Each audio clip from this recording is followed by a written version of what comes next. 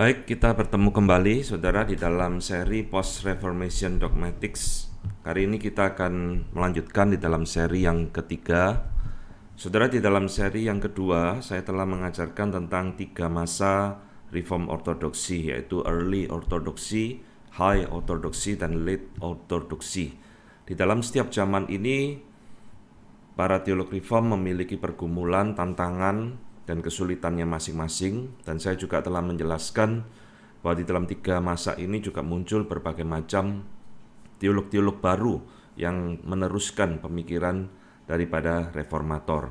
Nah saudara, di dalam seri yang ketiga ini kita akan berbicara tentang hubungan antara Reform Ortodoksi dengan Reformation, ya, hubungan antara Post-Reformation dengan Reformasi itu sendiri.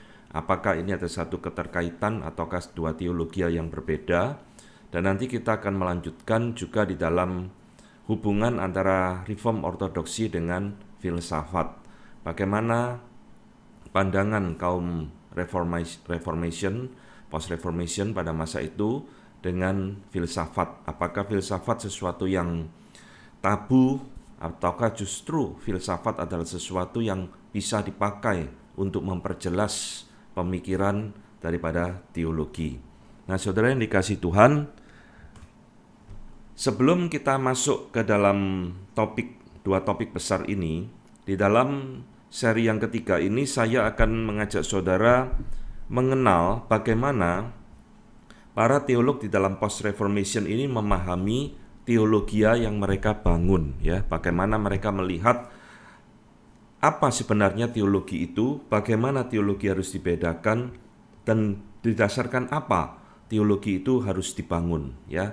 Jadi saudara, kita akan pertama-tama mempelajari tentang archetypal and archetypal theology. Ini dua istilah penting saudara yang muncul di dalam masa post-reformation, yang saya yakin ini dua istilah juga asing ya di telinga kita karena jarang dibahas. Nah saudara, archetypal theology itu adalah knowledge of God in Himself, ya. Jadi adalah God's self-knowledge. Dari kata arche ini muncul istilah arsitek dan sebagainya, ya. Jadi arche itu artinya mula-mula. Jadi archetypal theology itu adalah teologi yang asal, ya, teologi yang asali, teologi yang mula-mula. Yang dimana teologi ini dipahami oleh para teolog post-reformation sebagai pengenalan Allah akan dirinya sendiri. Jadi ini teologi yang berasal dari diri Allah sendiri dan untuk diri Allah sendiri. Maka disebut sebagai God's self-knowledge. Nah saudara, itulah sebabnya ya, sifat daripada teologi ini itu adalah uncreated, tidak diciptakan. Karena ini memang teologi yang berasal dari diri Allah sendiri. Teologi ini juga bersifat esensial, berarti itu sesuatu yang bersifat penting ya, esensi daripada teologi itu. Bersifat absolut karena ini berasal dari diri Allah, bukan ciptaan manusia.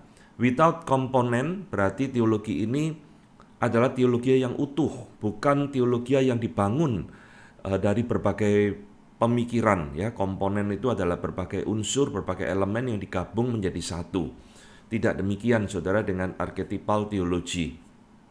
Dan kemudian sifat yang lain daripada teologi ini yang dipahami oleh para teolog post-reformation adalah infinite, yaitu tidak terbatas, saudara. Ini adalah teologi yang mendalam, teologi yang luas, teologi yang tidak terbatas, yang berasal dari diri Allah. Dan itulah sebabnya teologi ini juga bersifat incommunicable, tidak bisa Allah berikan kepada ciptaannya. Ya, tidak mungkin diberikan kepada ciptaannya sehingga ciptaannya itu bisa memahami semua archetypal theology, God self-knowledge, pengenalan Allah pada dirinya sendiri. Ya, jadi ini adalah hal yang dipahami di dalam post-reformation. Itulah sebabnya kalau saudara lihat di dalam pemikiran minggu lalu kita telah membahas tentang kasus apakah post-reformation teologi bersifat rasionalistik, ingin menyelidiki Allah sampai mendalam-dalamnya, sampai sebegitu tuntas, sehingga tidak ada yang tersisa di dalam diri Allah yang tidak dipahami oleh manusia. Tidak, saudara, ya. Jadi post-reformation tidak pernah terjebak kepada rasionalisme. Meskipun kita mengakui kita memakai rasio akal budi untuk mengerti firman Tuhan. Karena para teolog post-reformation menyadari satu sisi ini, archetypal theology yang bersifat absolut, ya, infinite, incommunicable, yang tidak mungkin bisa dipahami secara tuntas oleh manusia yang terbatas. Nah, itulah sebabnya para teolog di dalam masa post-reformation ini membedakan teologi yang kedua, archetypal theology. Ya, archetypal theology ini kebalikan daripada archetypal. Didefinisikan sebagai knowledge of God in creature or human. Ya, jadi pengenalan akan Allah di dalam diri ciptaan, dalam hal ini adalah manusia. Jadi archetypal theology adalah teologi yang diciptakan oleh manusia, di mana manusia itu berusaha untuk mengenal Allah. Ini archetypal theology. Sehingga saudara kita bisa lihat sifat daripada archetypal theology adalah kebalikan daripada archetypal theology. Produced in creatures by divine communication. Ya, jadi ini dihasilkan oleh makhluk ciptaan, dalam hal ini manusia. Jadi semua manusia adalah orang yang berteologi sebenarnya, karena kita diciptakan menurut gambar dan rupa Allah, ya. Dan Allah itu yang mengkomunikasikan dirinya, menyatakan dirinya kepada manusia sebatas yang Allah anggap perlu kita untuk mengenal Dia. Yang kedua sifatnya adalah habitual atau disposition of the mind of knower, ya. Jadi teologi archetypal ini itu adalah sesuatu yang dipikirkan oleh manusia. Sehingga kita katakan saudara, teologi ini bersifat not absolute, ya, tidak mutlak. Dengan kata lain, archetypal theology bisa salah. Archetypal theology bisa menyeleweng. Archetypal theology bisa bahkan menjadi sesat pengenalan seseorang terhadap Allah, karena ini bersifat habitual, ya, tergantung kepada mind of the knower, tergantung kepada pikiran daripada orang yang memahami wahyu Allah, divine revelation. Sehingga saudara lihat di dalam archetypal theology ini juga bersifat composed of distinct part, ya, terdiri dari bagian-bagian yang berbeda. Jadi disusun kemudian yang kita kenal menjadi satu sistematika teologi. Oleh karena itu, archetypal theology juga bersifat finite, ya, terbatas, dan menjadi subject to variation. Maka saudara lihat ada teologi reform, teologi Gereja Roma Katolik, teologi Arminian, teologi Pentakostal, Wesleyan, macam-macam saudara. Karena setiap orang itu bersifat habitual, ya, mentafsirkan, memahami tentang archetypal theology, menghasilkan archetypal theology yang bersifat subject to variation. Sehingga saya katakan tadi, ya, sehingga archetypal theology ini sangat rentan sekali keliru, salah, bahkan sesat jikalau kita tidak hati-hati memahami tentang apa yang Tuhan wahyukan, Tuhan yang komunikasikan kepada kita.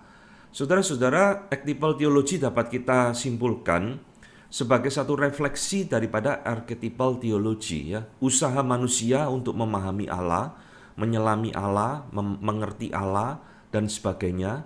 Dan ini hanya dimungkinkan karena Allah itu yang menyatakan dirinya kepada kita. Jadi saudara, meskipun archetypal theology itu bersifat mutlak, ya, incommunicable, tetapi ada bagian-bagian tertentu di dalam diri Allah yang Allah communicate kepada manusia melalui firman-Nya, sehingga kita bisa mengenal Allah walaupun tidak pernah tuntas sampai 100%, ya. Jadi saudara, ini yang kita sebut dengan istilah archetypal theology. Dengan kata lain saudara, para post-reformation theologian mengatakan bahwa archetypal theology ini disebut juga dengan theologia revelata, ya, ini bahasa Latin, ya, artinya teologia yang terbatas, teologia yang hanya kita bisa mengerti tentang Allah sebatas revelation, sebatas yang Allah nyatakan kepada kita. Dan ada satu slogan saudara di dalam post-reformation theology yang mengatakan finitum non capac infinity, ya, yang terbatas tidak mungkin bisa memahami yang tidak terbatas. Nah, ini perlu kita ingat terus saudara. Jadi kita keliru sekali kalau kita berpikir bahwa post-reformation ini adalah satu cara berpikir, ya, reform scholasticism, pertemuan pertama, ada satu cara berpikir yang bersifat rasionalistik, yang ingin menyelami seluruh pemikiran Allah dan mengklaim bahwa teologi reform memiliki pemahaman tentang diri Allah sampai tuntas 100%. Tidak saudara, ya. Finitum non capac infinity. Yang terbatas tidak mungkin akan bisa menyelami, memahami yang tidak terbatas. Ya, ini ada satu presupposisi daripada post-reformation theologian yang harus juga kita ingat ya. Jadi teologi reform ini tidak pernah mengklaim sebagai satu teologi yang sempurna, saudara, tidak ya.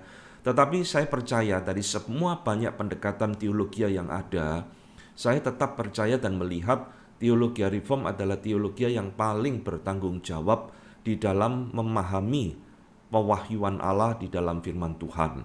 Teologi yang paling konsisten, back to the Bible ya, mengatakan dan mengajarkan apa yang Alkitab katakan dengan sebenar-benarnya ya. Meskipun tidak ada satu orang pun di dalam arus pemikiran teologi reform yang mengatakan teologi reform adalah teologi yang paling sempurna ya, tidak ada yang mengatakan demikian. Finitum non capac infiniti. Nah, ini saudara, istilah pertama, pemahaman pertama yang akan menghantar kita untuk mengerti lebih dalam tentang post-reformation theology. Ada satu istilah lain, saudara, yang ingin saya perkenalkan di dalam seri ketiga ini, yaitu adalah principium essendi dan principium cognoscendi. Ya, ini bahasa Latin, saudara. Jadi saudara bisa tebak-tebak principium itu ya prinsip, ya kira-kira seperti itu.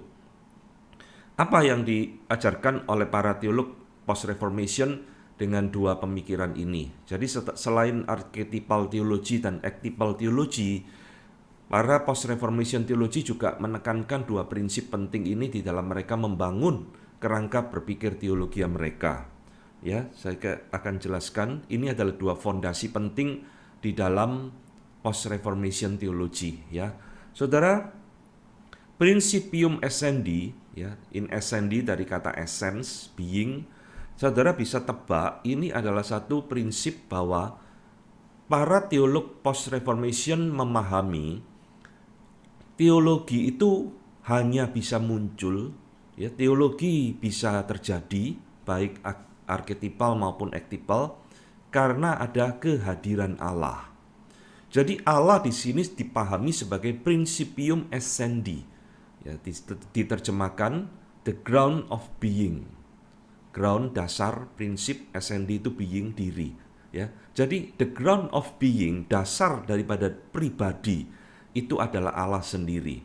Allah yang menyatakan dirinya kepada manusia sehingga manusia bisa berteologi, bisa mengenal Allah. Ya, tetapi yang kedua adalah principium cognoscendi. Allah menyatakan dirinya kepada manusia melalui apa? Nah, ini yang dipahami sebagai principium cognoscendi, the ground of knowing, ya, dasar dari kita mengerti, yaitu apa? Firman-Nya. Jadi teologi itu dibangun dari dua fondasi ini, saudara. Anggaplah ini kaki kanan, ini kaki kiri ya. Teologi itu tidak mungkin terjadi kalau tidak ada Allah yang menyatakan dirinya di dalam firman-Nya ya. The ground of being. Dasar daripada Allah itu adalah, dasar daripada teologi itu adalah Allah, dan dasar kedua adalah principium cognoscendi, the ground of knowing, adalah melalui firman-Nya. Kita bisa mengenal Allah, kita bisa memahami Allah, berinteraksi dengan Allah hanya didasarkan dua fondasi ini ya. Dan para teolog post reformation mengatakan, saudara, bahwa tujuan kita berteologi adalah the glory of God, gloria Dei ya, soli Deo gloria. Jadi kita itu berteologi di dalam actipal theology, dibangun di atas dasar principium essendi dan principium cognoscendi, bukan untuk memperbesar kepala kita ya, kepalanya jadi gede, tahu banyak hal lalu sombong ya, bukan. Jadi tujuan berteologi adalah the glory of God, mengembalikan kemuliaan itu bagi Allah.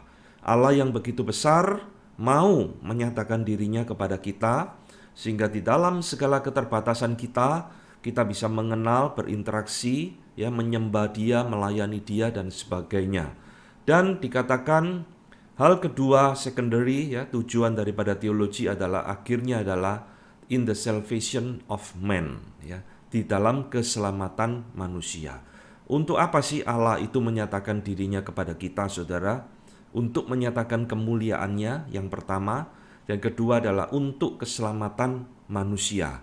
Dalam hal ini adalah umat pilihan Allah, ya. Ini saya kutip dari Richard Muller di dalam bukunya.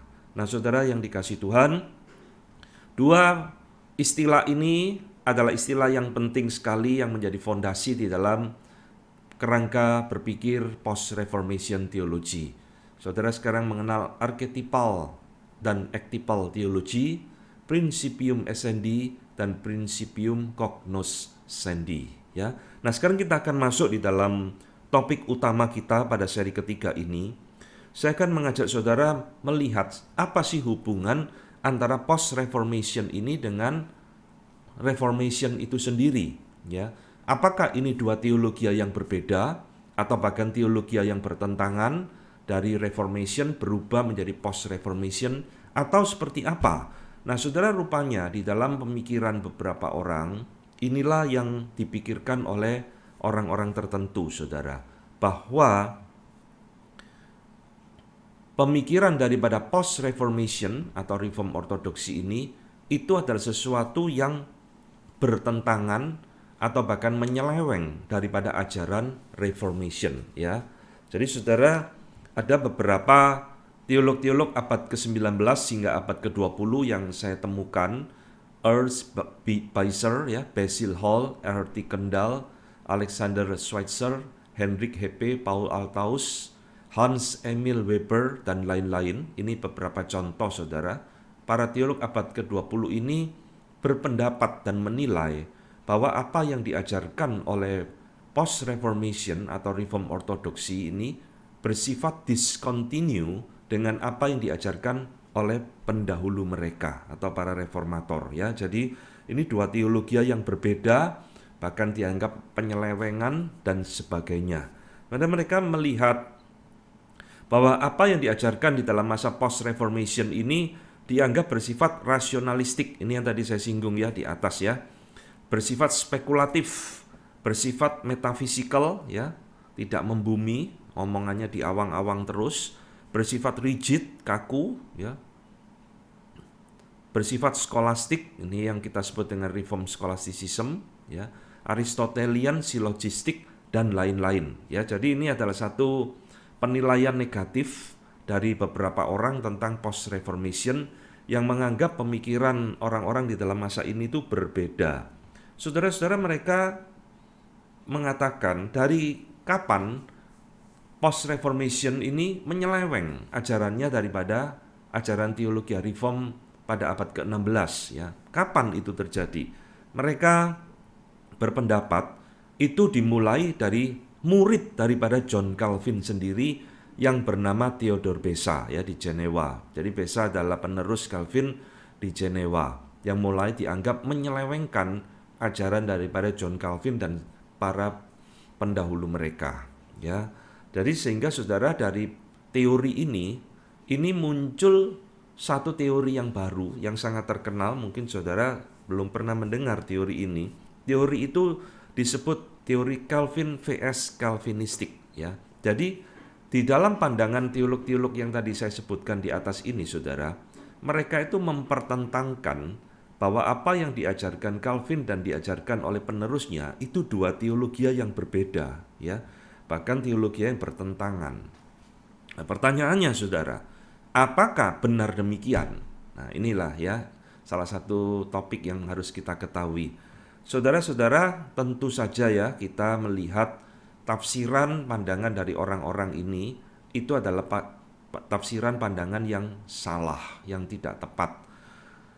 Saya berikan contoh, saudara, bagaimana Richard Muller memberikan counter terhadap teori ini, ya, di dalam bukunya. Muller mengatakan bahwa kebingungan dogmatik daripada Reformation di tangan penulis-penulis seperti T.F. Torrance, ya, Reid, Niesel, dan juga para teolog di pertengahan abad ke-20 seperti Emil Brunner, Karl Barth, Hans Emil Weber, dan sebagainya, menjadi dasar bagi beberapa generasi berikutnya untuk berpendapat bahwa terdapat satu radical distinction, ya, perbedaan yang sangat radikal antara pemikiran para Reformation, Calvin dan lain-lain, dan para penerusnya di dalam masa post-Reformation, ya. Jadi Muller justru menolak, saudara, teori ini, dan Muller memberikan satu kalimat menarik. Ini terjadi karena dogmatic obfuscation, kebingungan daripada penulis-penulis ini, teolog-teolog abad ke-20 termasuk Calvert, yang tidak bisa melihat hubungan antara Reformation dengan post-Reformation, sehingga mereka mengatakan ini adalah satu radical distinction, perbedaan yang sangat menyolok, perbedaan yang sangat radikal di antara dua macam masa ini, ya, Reformation dengan post-Reformation. Saudara, ini ada satu kesalahan, ya, sehingga kita lihat, saudara, apa sih yang dikatakan oleh para teolog-teolog yang keliru itu memahami perbedaan-perbedaan apa yang mereka anggap terjadi. Saudara, yang pertama, masalah doktrin predestinasi.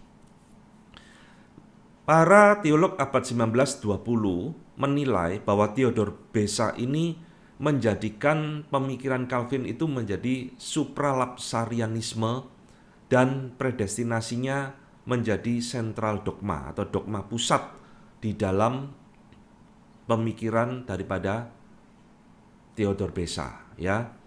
Jadi Beza dianggap menyelewengkan pemikiran John Calvin tentang predestinasi menjadi supralapsarian. Saya tidak lagi menjelaskan, ya, saudara, apa itu supralapsarian, infralapsarian. Saudara bisa cari di YouTube saya bagian yang lain tentang predestinasi. Ini sudah tidak saya ulangi lagi. Saya anggap saudara sudah memahami semuanya ini, ya. Nah, saudara, padahal kalau kita tahu Calvin memang adalah seorang penganut supralapsarian dan double predestination, saudara. Jadi Beza ini tidak merubah apapun pemikiran daripada pendahulunya atau gurunya. Yang kedua, apa yang dipermasalahkan yaitu tentang covenant theology, ya, teologi perjanjian. Nah, teolog-teolog abad ke-20, 19 abad ke-20 yang menganalisa pemikiran post-reformation menganggap bahwa reform ortodoksi mengembangkan satu doktrin covenant of work, ya, doktrin perjanjian perbuatan, covenant of work, yang tidak ada di dalam teologi John Calvin. Nah, saya juga tidak akan mengulang lagi apa itu covenant theology, covenant of work, covenant of grace, dan sebagainya. Saudara cari di dalam YouTube saya, semua sudah saya ajarkan, ya. Saya tidak akan mengulangi lagi di dalam seri post reformation ini. Jadi saya hanya ingin menekankan, ya, memang saudara, di dalam buku Institute of Christian Religion, Calvin tidak pernah membahas secara tuntas tentang covenant, ya. Tetapi bibit-bibit pengajaran tentang covenant of work, covenant of grace itu sudah ada di dalam pemikiran John Calvin di dalam buku Institute of Christian Religion. Jadi para teolog di dalam masa post-reformation ini mengembangkan apa yang sudah ada, bukan menciptakan doktrin yang baru.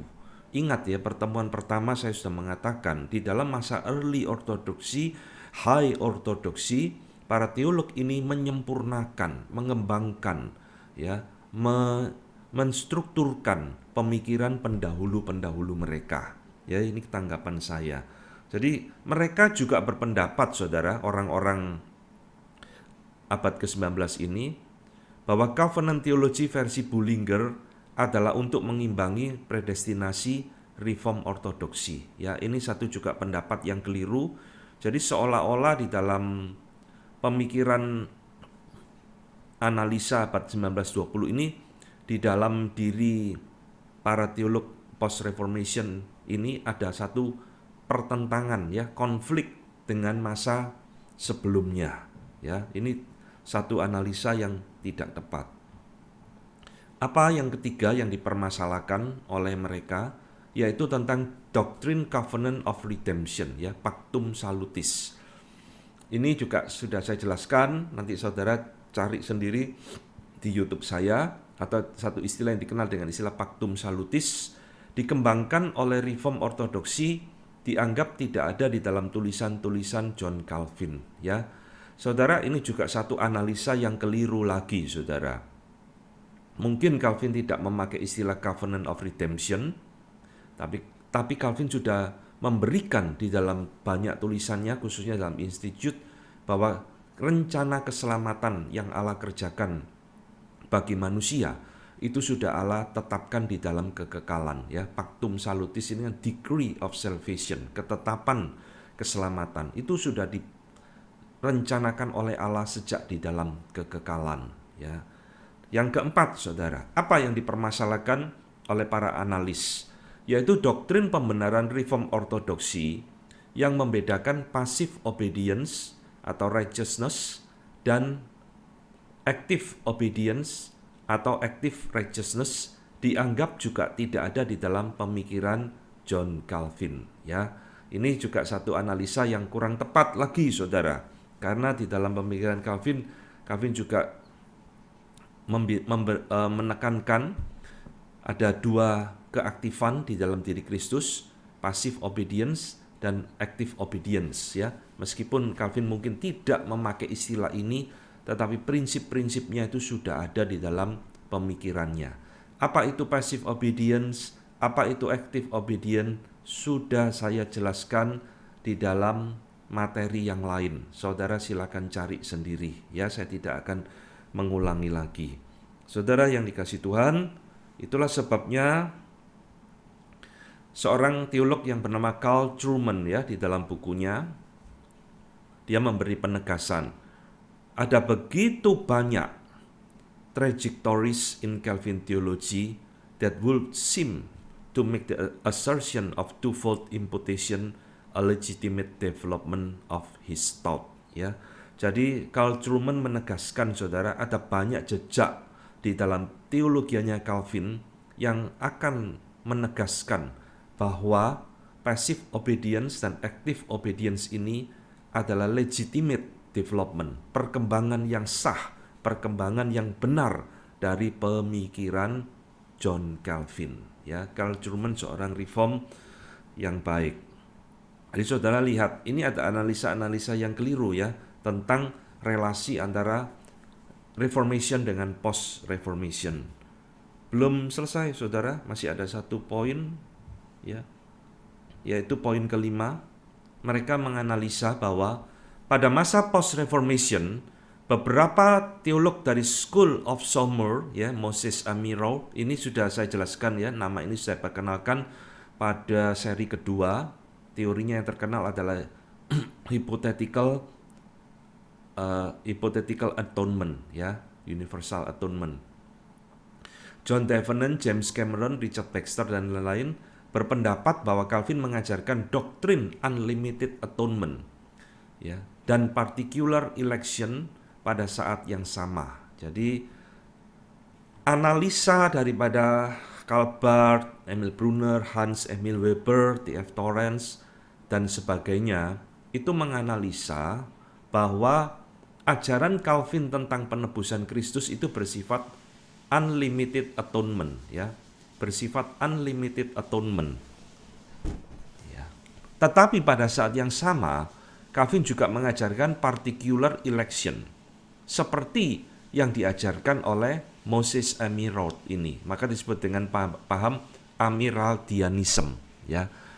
Saudara, mengenai hal ini kompleks sekali, ya, penjelasannya. Saya sudah menjelaskan di dalam satu konten saya, ya, nanti akan saya berikan. Tetapi saudara harus tahu bahwa ada orang-orang lain, teolog-teolog lain abad ke-19 ke-20 seperti Arthur Kendall, ya, Alan Clifford, Charles Bell, Kurt Daniel, Kevin Kennedy, David Ponter, dan lain-lain juga berpendapat, saudara, bahwa teori di atas ini benar. Dan orang-orang ini juga berpandangan bahwa teologi limited atonement, ya, salah satu poin di dalam tulip itu adalah ciptaan daripada Reform Ortodoksi. Jadi dengan kata lain, teolog-teolog ini semua mengatakan Calvin itu tidak pernah mengajarkan limited atonement, saudara. Calvin mengajarkan unlimited atonement, bahwa Kristus mati untuk semua orang, Kristus menebus semua manusia. Ya, itu kan unlimited atonement atau universal atonement. Ya, sehingga saudara lihat mereka menyimpulkan doktrin tulip, salah satunya limited atonement ini adalah ciptaan teolog-teolog di dalam masa post-reformation. Ya. Saya sudah menjelaskan ini panjang lebar di dalam salah satu konten saya, John Calvin and the Problem of Christ's Atonement. Ya. Di dalam poin ini saya memberikan apologetika bahwa Calvin mengajarkan limited atonement, ya, pandangan limited atonement. Saudara bisa cari, saudara bisa dengarkan sendiri di situ. Saya tidak mengulangi lagi di dalam seri post reformation ini, ya. Saudara-saudara, ini adalah beberapa keberatan-keberatan atau analisa-analisa yang keliru, ya, dari orang-orang yang mencoba menganalisa hubungan post reformation dengan reformation. Nah, saudara, sehingga muncul ada 3 pendekatan, saudara. Ya, 3 pendekatan di dalam mencoba memahami hubungan antara post-reformation dengan reformation itu sendiri. 3 pendekatan.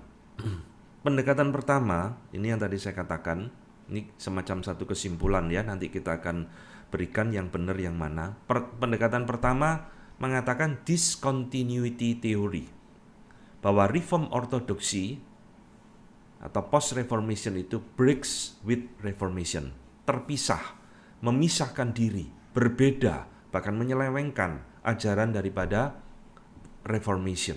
Ya, ini yang barusan saya jelaskan panjang lebar di atas, saudara. Discontinuity theory. Jadi teologi post-reformation sama sekali tidak ada hubungannya, berbeda dengan reformation. Kedua, positive continuity theory. Reform ortodoksi melanjutkan teologi reformasi, ya. Ini pandangan daripada Richard Muller, termasuk para banyak teolog-teolog reform yang lainnya, seperti Willem van Asselt, ya, mengatakan careful reader, ya, pembaca yang berhati-hati akan melihat, ya, bahwa kita mengikuti continuity theory and evaluate scholasticism positively. Jadi Willem van Asselt dalam poin ini setuju bagian yang B, bahwa ada kaitan yang erat antara post-reformation dengan reformation itu sendiri, ya. Jadi ada continuity theory, kesinambungan, termasuk adalah Richard Muller di dalam tulisannya Protestant Orthodox Theology atau Reform Ortodoksi is different from the theology of Reformation, ya, more so in form than in substance. Jadi Muller mengakui memang ada perbedaan, ya, tapi perbedaan ini adalah di dalam bentuknya, in form, bukan in substance, bukan di dalam hakikatnya. Hakikatnya sama, saudara. Reformation percaya covenant theology, post-reformation juga percaya, ya. Reformation mengajarkan predestinasi, post-reformation juga percaya predestinasi, tetapi dikembangkan, disempurnakan, diformulasikan dan sebagainya, sehingga bentuknya, cara penulisannya dan lain-lain itu menjadi berbeda, ya. Dan Muller mengatakan, but it is this very difference that mark its historical and doctrinal importance in the life of the Protestant churches, ya. Dan justru perbedaan inilah yang menandai perjalanan sejarah dan kepentingan doktrin ini di dalam kehidupan gereja-gereja Protestan. Maksudnya adalah di dalam abad 17 dan sebagainya, ya.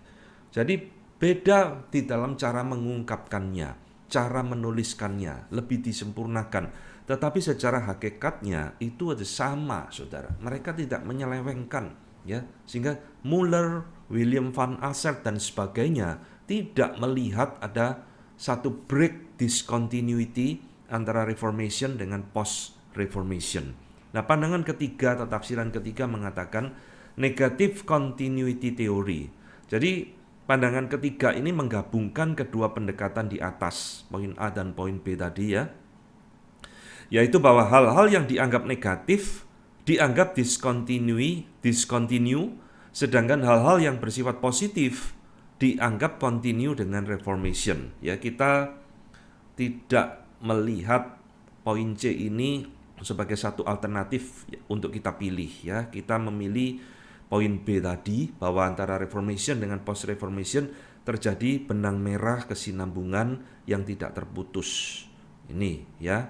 Jadi inilah kesimpulannya, posisinya daripada hubungan antara Reformation dengan Post Reformation. Saya harap saudara bisa mengikuti dengan baik.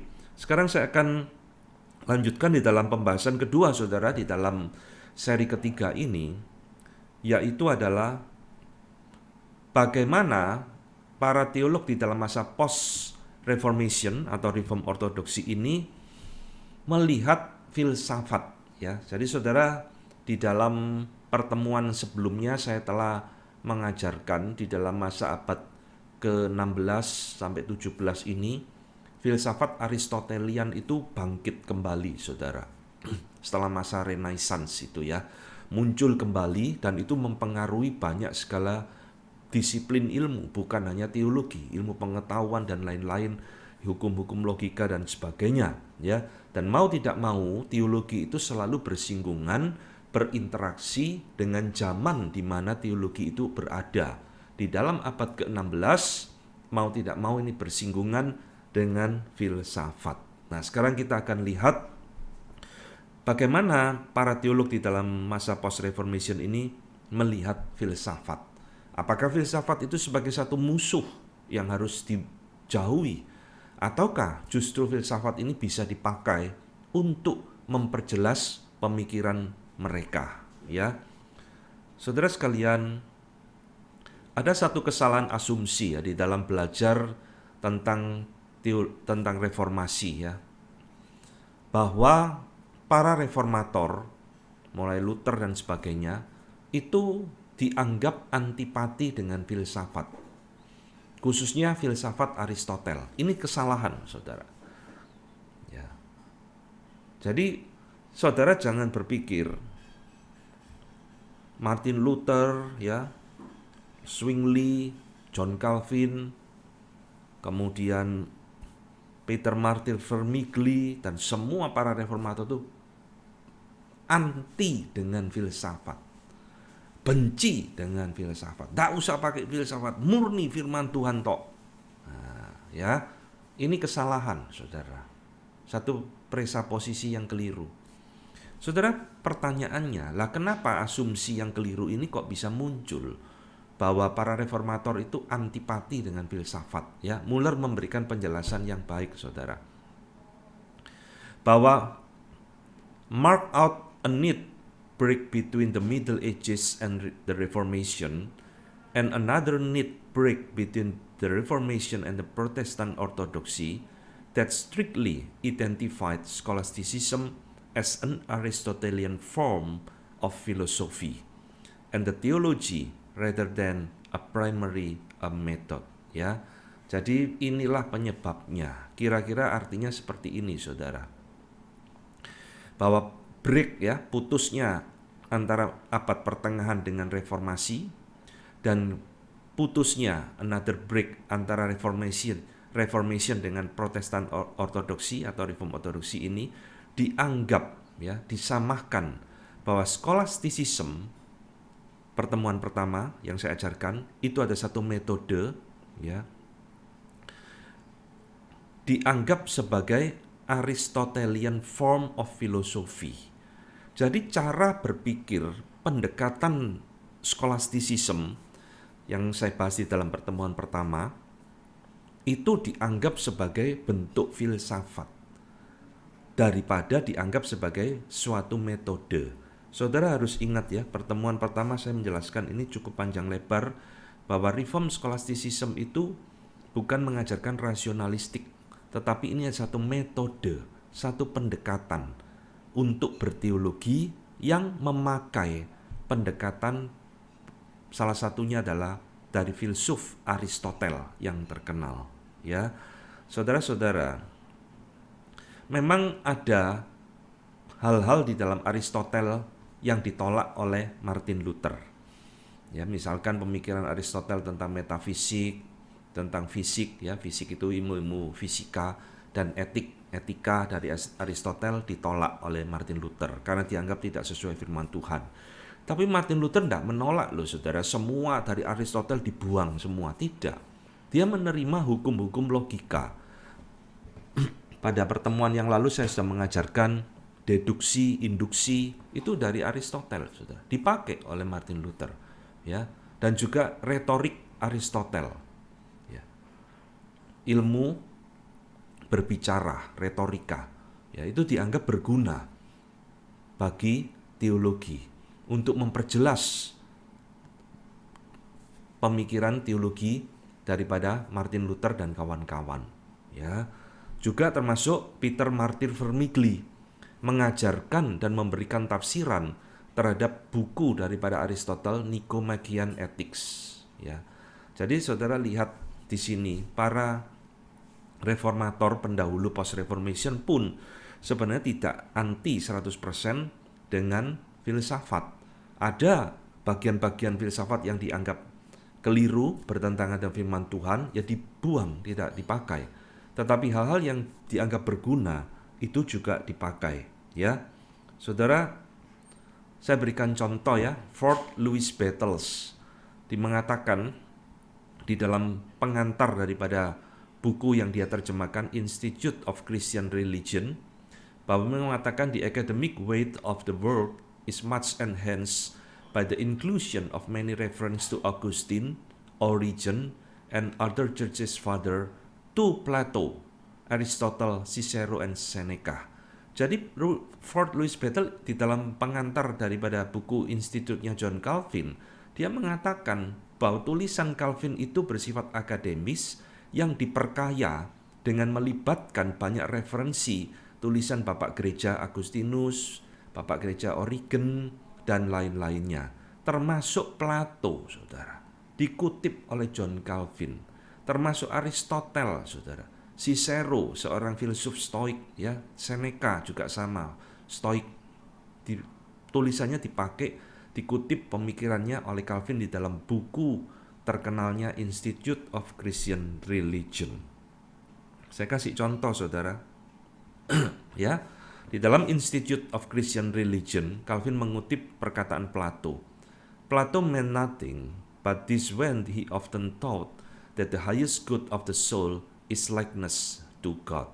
Ya, ini ketika berbicara tentang gambar dan rupa Allah, Plato tidak memaksudkan apa-apa selain bahwa dia sering mengajarkan bahwa hal yang tertinggi daripada jiwa manusia adalah menyerupai atau kemiripan dengan Allah, ya. Jadi Plato juga memiliki konsep bahwa hal yang tertinggi di dalam hidup manusia adalah ketika manusia itu menjadi serupa dengan Allah, ya. Tetapi di dalam konsep yang berbeda dengan Kristen, ya, tentunya, ya, karena Plato bukan orang percaya. Tapi di dalam wahyu umum Allah, Allah memberikan pengertian-pengertian kebenaran di dalam diri para filsuf ini, saudara, sehingga kita bisa menemukan ada kemiripan-kemiripan di dalamnya. Nah, John Calvin mengutip pemikiran Plato. Nah, sekarang saya akan memberikan bagaimana para reform ortodoksi ini melihat filsafat itu dengan kacamata yang tepat dan benar. Nah, ini yang penting, ya.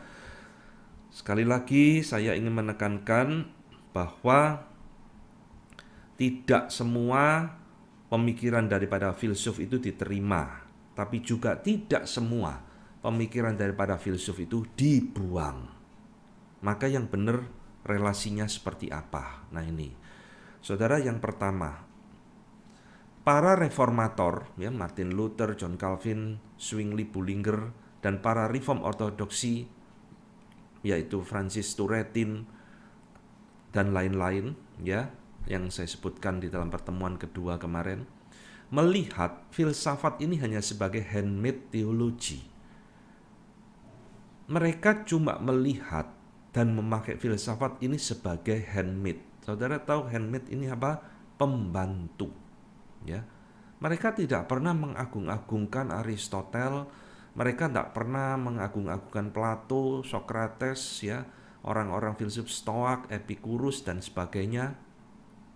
Mereka melihat hanya filsafat itu cuma alat bantu daripada teologi, ya. Ini yang dikatakan oleh kesimpulannya Muller. Muller mengatakan kalimat yang sangat indah sekali. Philosophy understood as a rational form of knowing. Ya, filsafat dipahami sebagai bentuk rasional dari satu cara mengetahui, cara berpikir. Was identified by the Protestant scholastic, yang diidentifikasikan oleh para Protestan skolastik atau reform ortodoksi ini just as it had been by the medieval, sebagaimana yang juga dipahami oleh para teolog di dalam abad pertengahan.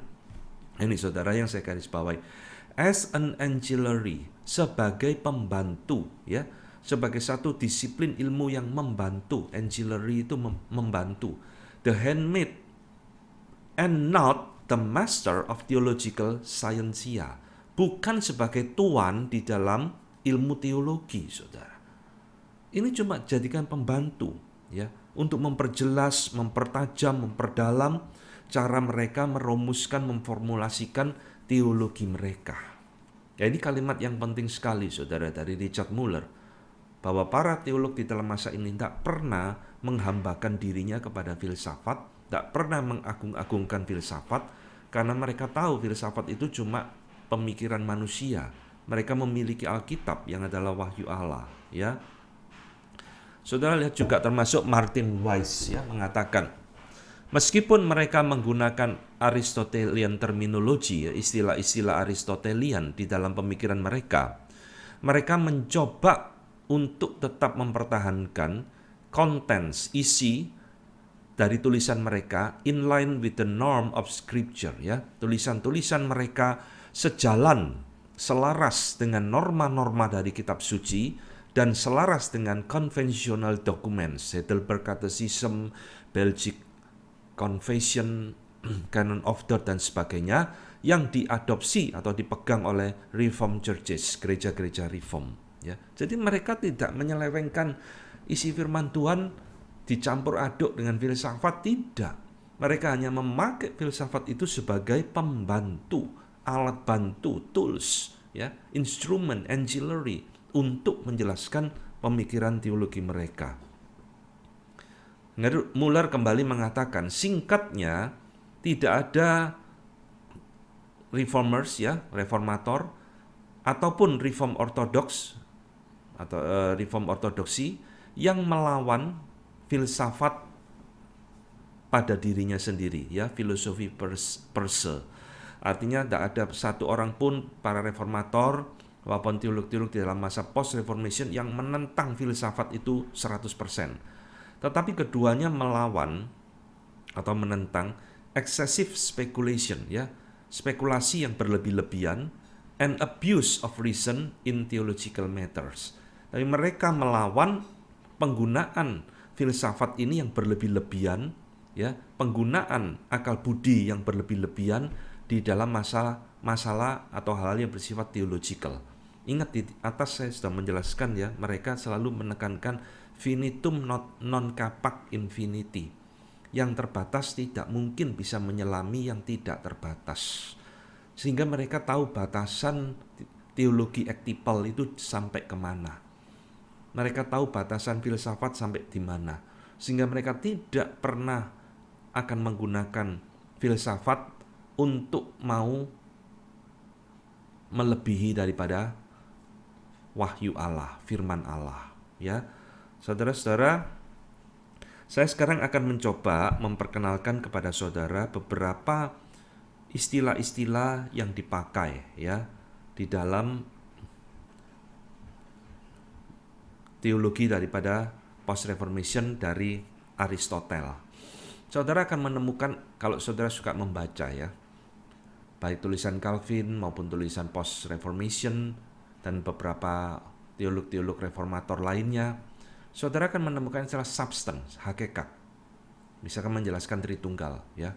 One substance, three persons. Substance. Loh, ini mereka pinjem dari Aristotle, saudara. Ya. Matter, ya, materi. Form, bentuk. Lalu pembedaan tentang potensial and actual. Ya. Subject versus predicate. Four causes, ada 4 penyebab.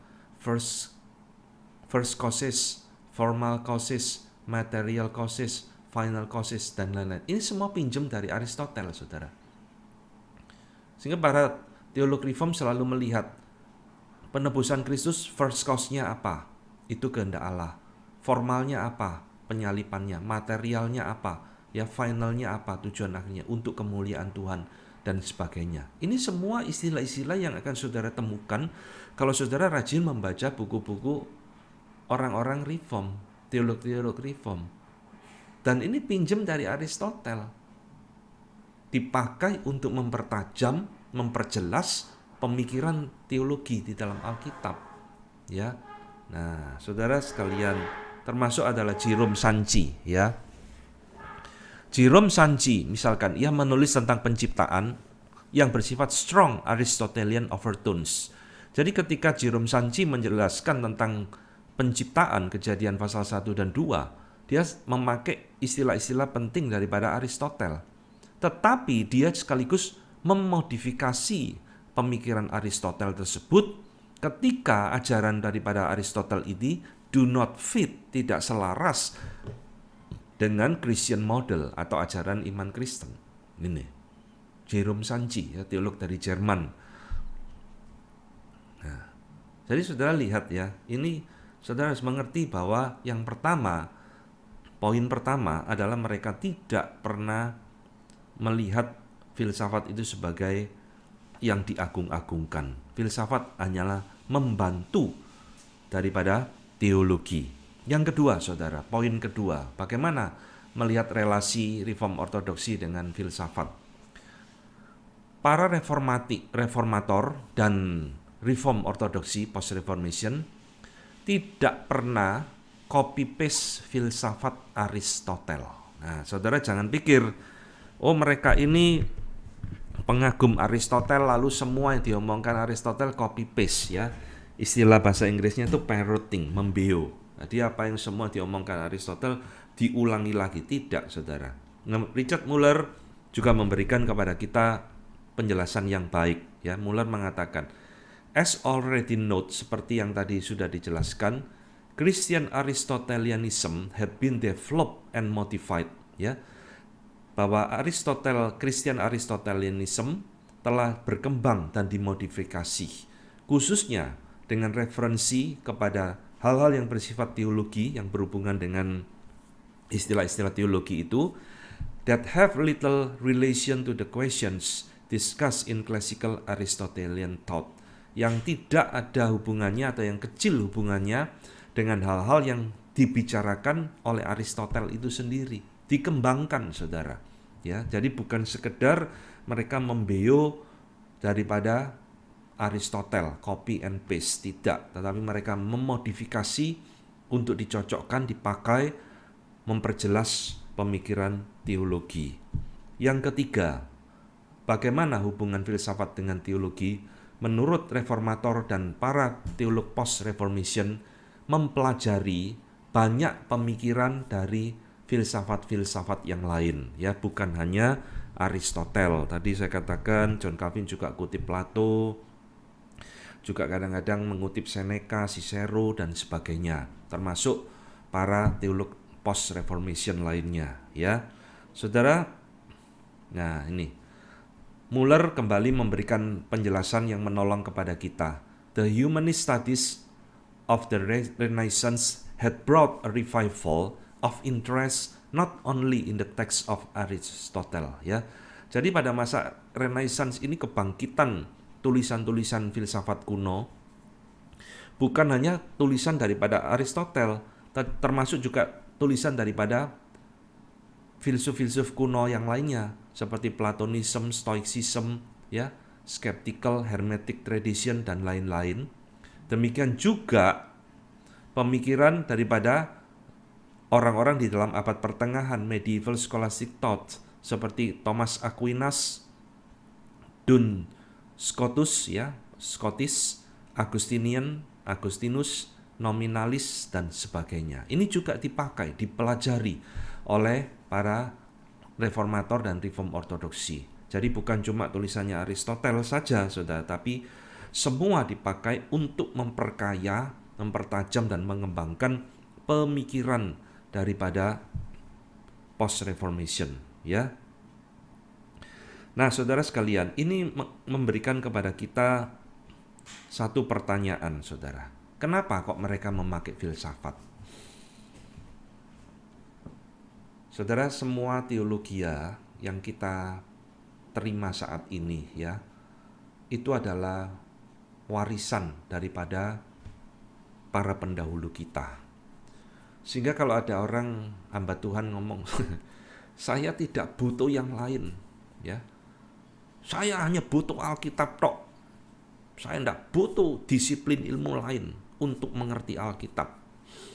Berarti hamba Tuhan ini ya mungkin terlalu naif, atau kedua dia sangat jenius sekali sehingga tidak membutuhkan disiplin ilmu lain untuk mengerti firman Tuhan, ya.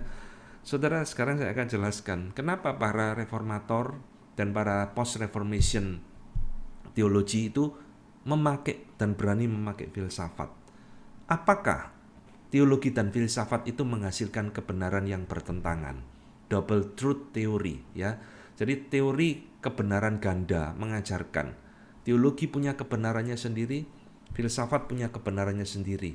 Ini tidak boleh digabung, ya. Ini dua kebenaran yang berbeda.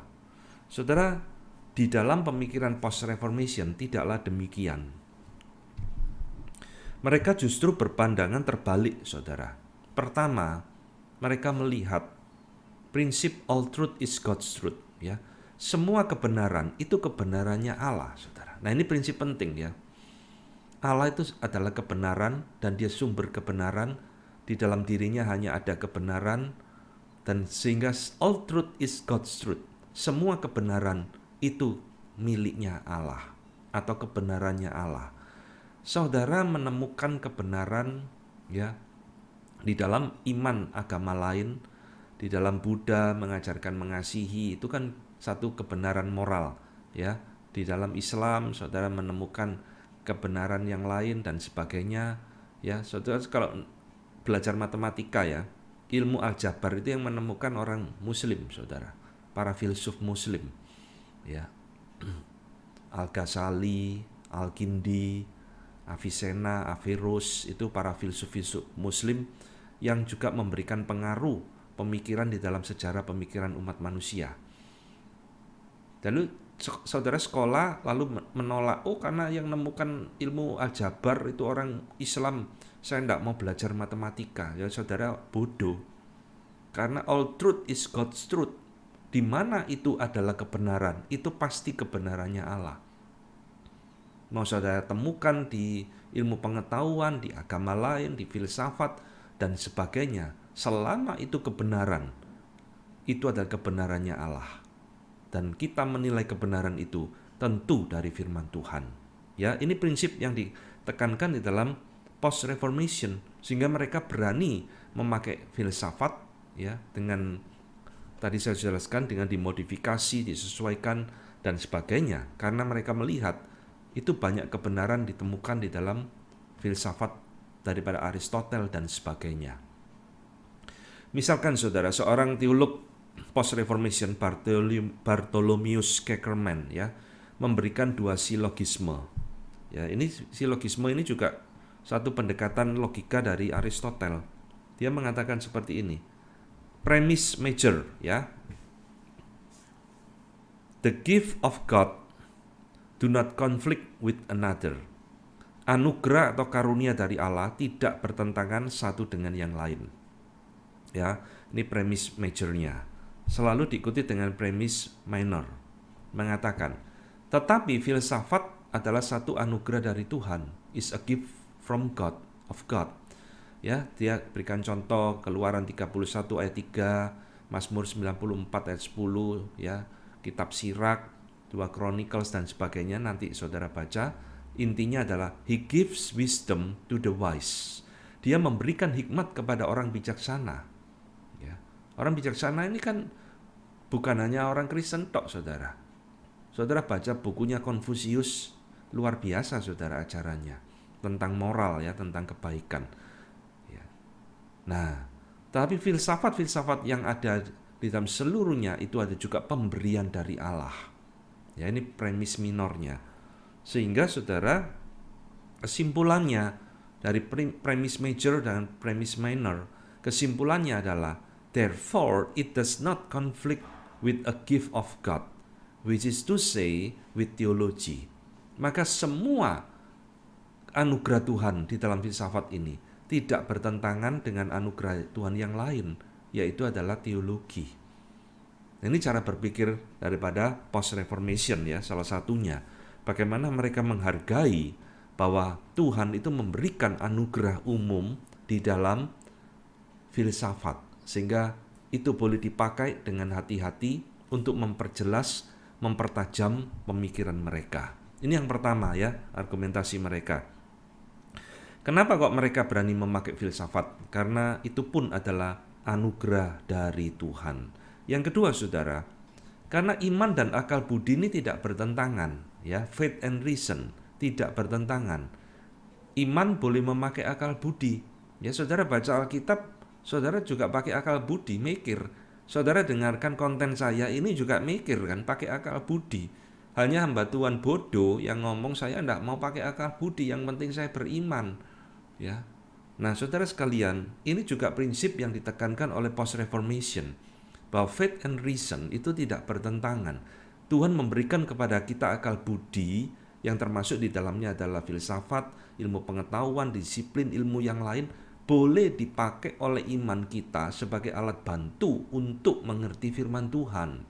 Ya, Benedict Pitchet misalkan mengatakan, we therefore observe that reason and faith, kita melihat ya, mengobservasi bahwa iman dan akal budi meskipun mereka different status, beda statusnya, are not opposed. Mereka tidak bertentangan satu dengan yang lain.